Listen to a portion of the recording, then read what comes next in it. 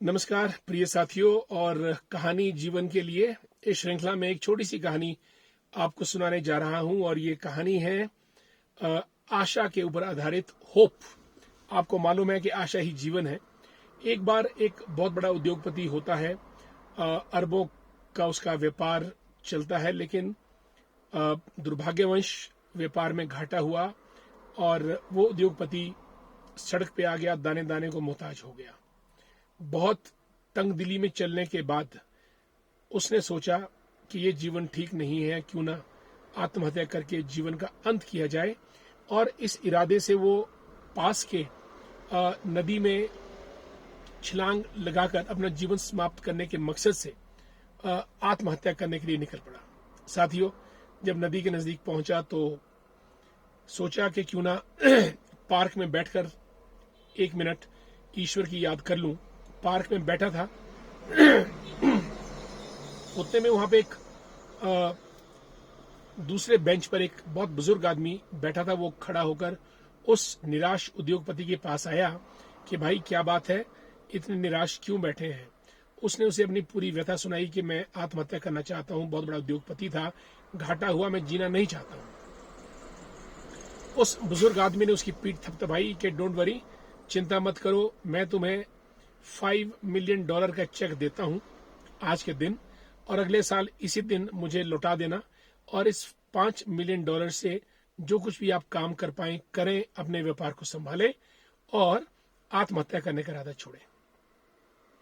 उद्योगपति के अंदर फिर से एक जीवन जीने की बड़ी चाह उत्पन्न हुई, उत्साह का संचार हुआ। घर गया, घर पे पत्नी को कहा कि एक कप कॉफी बनाओ, कॉफी पी, और वो जो $5 मिलियन का चेक उस बुजुर्ग आदमी ने दिया था उसको उलट पुलट कर देखने लगा। उसको इतना आत्मविश्वास आ गया, उसने कहा कि ये $5 मिलियन तो मेरे पास हैं, इनको सुरक्षित जगह पे रखता हूं, क्यों ना एक बार फिर से व्यापार में दम लगाकर, जोर लगाकर प्रयास करता हूं, शायद बात बने। $5 मिलियन उसने अलमीरा में रख दिए चेक, और खुद अपने ही परिश्रम से दोबारा से खड़े होने का प्रयास किया। चलता चलता चलता उठ खड़ा हुआ, व्यापार में तेजी आई, फिर से अपना उसने खोया हुआ साम्राज्य प्राप्त किया। साथियों, इस तरीके से 1 साल बीत गया। अब उसे याद आई कि वो $5 मिलियन जो मैंने अलमीरा में रखे थे वो तो यूज ही नहीं हुए, क्यों ना उनको मैं वापस कराऊं। ठीक 1 साल के बाद उसी दिन, उसी समय, उसी पार्क में वो व्यक्ति गया, देखा वहां पे बुजुर्ग आदमी उसका इंतजार कर रहा था, और वो $5 मिलियन का चेक उस बुजुर्ग आदमी को वापस करने ही वाला था कि एक नर्स दौड़ती हुई उस पार्क में आई और उस बुजुर्ग आदमी को डांटने लगी कि तुमने मेरे नाकों में दम कर रखा है, जब मौका मिलता है भाग जाते हो, चलो मेरे साथ वापस नर्सिंग होम में। और उस बुजुर्ग आदमी को वो महिला नर्स खींच खांच कर नर्सिंग होम वापस ले गई। इस पर उद्योगपति ने जो बैठा था उसने नर्स से पूछा कि रुकिए तो सही, आप ऐसा बर्ताव क्यों कर रहे हैं इस बुजुर्ग आदमी के साथ। कहती है, आप इसे नहीं जानते, ये बहुत बदमाश है, जब इसको मौका मिलता है नर्सिंग होम में अपने बेड से निकलकर इस पार्क में आ जाता है, और हमको दिक्कत होती है क्योंकि ये एडमिट है, पागल है, दिमाग इसका हिला हुआ है।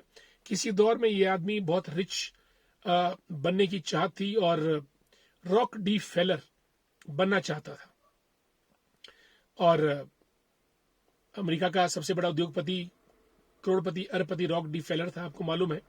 और तब से ये रॉक डी फेलर तो नहीं बन सका, लेकिन रॉक डी फेलर नाम की चेक बुक अपनी जेब में रखता है, जो भी आदमी मिलता है उसको चेक काट कर देता रहता है। और शायद ऐसा ही चेक इसने आपको भी दिया होगा, जो कि एक फॉल्स चेक, झूठा चेक था। दोस्तों, उद्योगपति का दिमाग ठनका, जो $5 मिलियन मुझे दिए गए थे चेक के द्वारा, sign by Rockefeller, वो वास्तव में झूठ का चेक था। पर उस झूठ ने इतनी बड़ी उम्मीद, इतनी बड़ी आशा बंधाई कि उसका बिजनेस चल पड़ा। आत्महत्या करने का इरादा छोड़ा उसने, और पुरुषार्थ के बल पर फिर से करोड़पति बना। दोस्तों, आशा झूठी ही सही बहुत बड़ी चीज होती है, और अगर वास्तव में आशा मिल जाए तो आदमी मून पर से होता हुआ मार्स तक पहुंच सकता है, और मार्स से आगे प्लूटो, नेपच्यून तक भी पहुंच सकता है। इसलिए आज की कहानी इसी आशा के साथ कि आप भी अपनी आशा को बनाए रखेंगे। समाप्त करता हूं, अगली कहानी में फिर मुलाकात करेंगे। तब तक के लिए नमस्कार।